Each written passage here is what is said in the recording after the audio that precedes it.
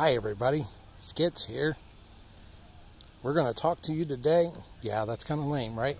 Anyway, we're going to talk to you today about steering knuckles, and more specifically, control arms and their pinch bolts. Most specifically, the pinch bolt for the lower ball joint. This is a steering knuckle that I rebuilt for a Mercury Capri.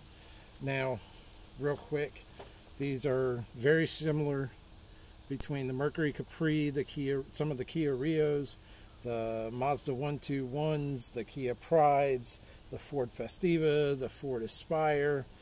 They were all made by Kia, and they all use the same bearings, they use the same spacers, they use the same wheel seals, they all use a very similar lower ball joint. On the Capris, the lower ball joint can be separated from the control arm, which is different than a lot of the other ones. And these got sent to me with the ball joint still installed. Somebody had disconnected them from here. So you see they go in like this and attach to the control arm.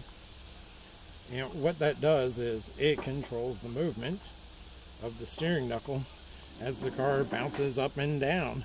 You have the ball joint that can move in directions. It'll bounce up and down and still maintain it in this spot.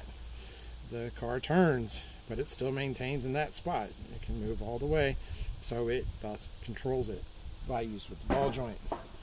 A lot of you probably already knew that, but just so we're clear about how everything works. Now, the ball joint makes it possible because it allows it to move around but still holds it right here. When a ball joint separates, or if it pulls out of this, then it no longer has control, and the entire tire will go turn sideways. The axle's pulled up to it, so it can damage the axle, or at the very least it's going to pull it out of the transmission. You lose your transmission fluid. The tire can turn sideways, it can do body damage. You will come to a screeching halt when it happens, wherever you're at, which can be dangerous in and of itself. So this is a big safety issue, which is why I'm doing this sort of as a PSA. I was glad these ball joints came attached because I had to take them off to get them out of my way to do the bearings for this guy. And now he didn't install these. He had these done somewhere else when he had them installed. A shop did it. And now he says he's not going back to the shop.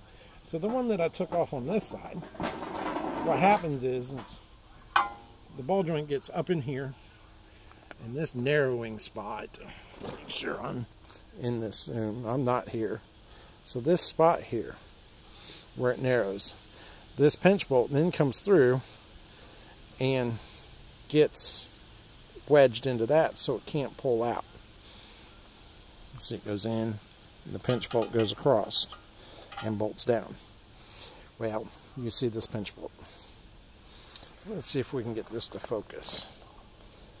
You see that pinch bolt. It is torn up because the spot where it's coming across is on the threads. There's not as much material there. It's chewing up those threads. Eventually, this is going to get chewed up and could pull out.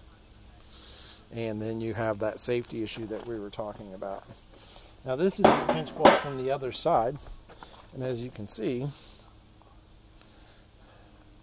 that shoulder goes just a wee bit farther, and it's just enough to protect it.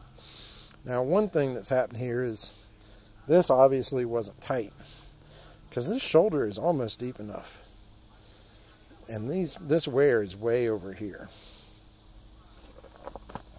So but that's why you have to use ones with a shoulder and focus.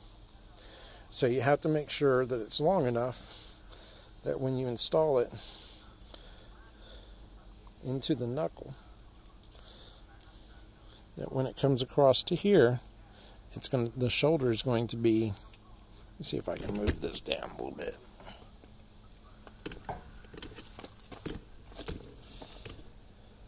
So that the shoulder is going to be where this crack is and beyond. So obviously, when this was installed, part of the ball joint was riding on the threads. It probably loosened it a little bit to get all that wear there, or wasn't installed properly to begin with. Whoops. So that's why you want to make sure that you've got a shoulder nut that'll go through. Now on these, an M10 shoulder is a perfect fit. This happens to be an M10 by 1.5. And you just want to make sure that you've got a shoulder on it that's long enough. I had to buy one 60 millimeters long, which was too long, and then cut it down to length.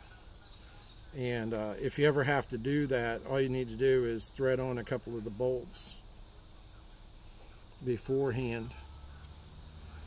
Thread a couple on. This one held 2. Make your cut and then work them off and on again. And that'll get it at least good enough to chase up with a die. And get it cleaned up. You can see I didn't make the greatest cut in the world on that. I don't know if that's going to show up in the film on the camera. So anyway, once that's in there, that shoulder will be what's holding the groove in. That's not going to be in deep enough. I might need a hammer to install this properly, but you get the idea. So anyway, that's Scitzz talking to everybody today about pinch bolts and why they need to be done. If you need any of these wheel bearings done for any of those specific cars, there are 21 sizes of spacers. It takes a special selection tool to select the right spacer every time you replace the bearings. And if you want to do the rotors on a Capri or a Festiva, it's got the captured rotor. You got to take them apart and do that anyway. And you can send them to me for that. I charge a very reasonable rate for it. Contact methods will be below the in the description. Those are the words that I'm looking for. Keep tuned for more videos. And what do they always say on YouTube? Smash the like and subscribe buttons. Yeah, smash them. Shout out to TT Customs. What up, Tommy?